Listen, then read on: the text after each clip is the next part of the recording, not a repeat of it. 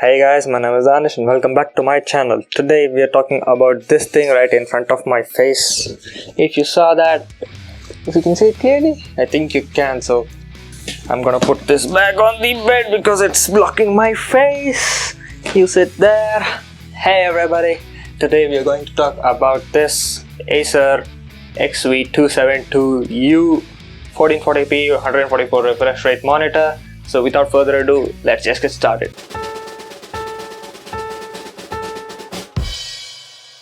So point number one is the details of this monitor is I have the list here. So XV272, also known as XV2, it's a 1440p 144Hz refresh rate IPS monitor with 1 millisecond response time, which is the extreme, and let's just say 5 seconds for normal usage. HDR 400 certification, so this is 400 nits peak brightness. DCI-P3 color gamut, which is pretty good for video editing and photo manipulation work. Color calibrated to delta E of less than 2, which does say on this color calibration test that came with the monitor, but I don't have a color calibration meter to check the accuracy of that or even change anything, so I'm just going to accept what it does say. But comparatively to my MacBook, it's not that off, even though this is on yellow light. Where is the yellow light? Let me switch off the yellow light. Night shift, it's off. Okay, so this is a bit more cooler than that, which I can do change, but yeah, for now I'm pretty happy with the color calibration that I have received and been using this monitor for my main editing for a few weeks now. And this is not something that I just unboxed. I've been using it for 2 weeks, even though I kept it under wraps as a part of the ultimate setup upgrade guide. So this is the final conclusion, the part 4 of the setup upgrade with this big monitor, and it's a pretty big step up for me because I went from this and that to this and that.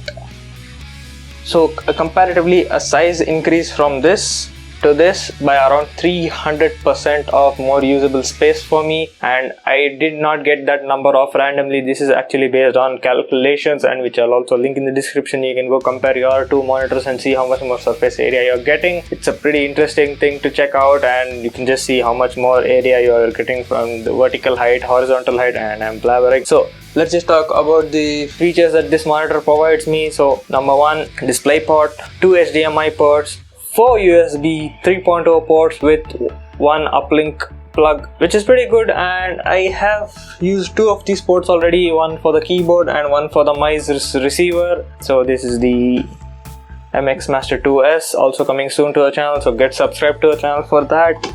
It does support FreeSync, so I didn't have to tinker with anything. It just detected it as a FreeSync display and enabled FreeSync by default in the NVIDIA control panel, which is pretty good. And I did enable 144Hz out of the box. I did not make one of those noob mistakes that many people did on Reddit and just say that they had a high refresh rate monitor for months and they still used it at 60 FPS because they forgot to change it.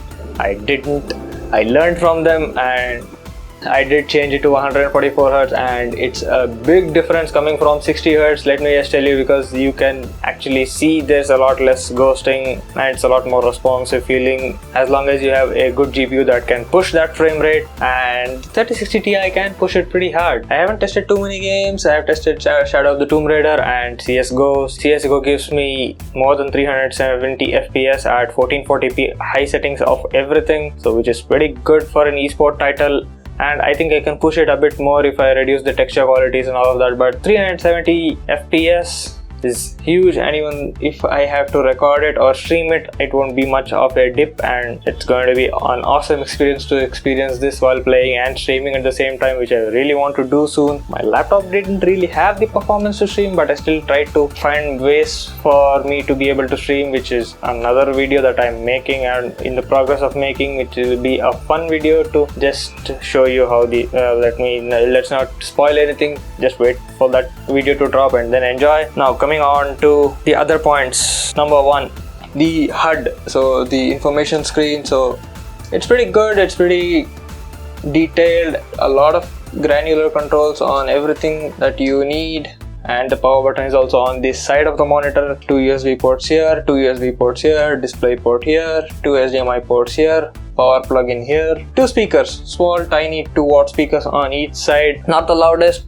not the most accurate, but you can make do with them just for a regular content consumption like YouTube or watching a movie or something. I most of the time use my Audio Technicas, which has also come to the channel soon. But yeah, if I'm too tired and not want to heat up my ears, or if I have a sweaty head, I don't want to put that band under all of that. What else is there to say? It's a pretty good monitor. It was not the costliest monitor at, I think I paid 27k. For the price that I bought it for, it was a pretty good bargain for that. And there are a lot of more in-depth analysis of this monitor from Artings or Hardware Unboxed or Tom's Hardware. You can just go check that out, and I'll link all of those articles in the description below so you can go have fun with that. Build quality is pretty good. I haven't had any issues with this monitor. The size alone is the one thing that is astounding to me, because it's so big and I can have so much stuff running at a time on this main screen. So usually I have split even when I've been using my MacBook, I split it through the middle. The main half will be a single half of me streaming YouTube or something on the one side, then multi windows of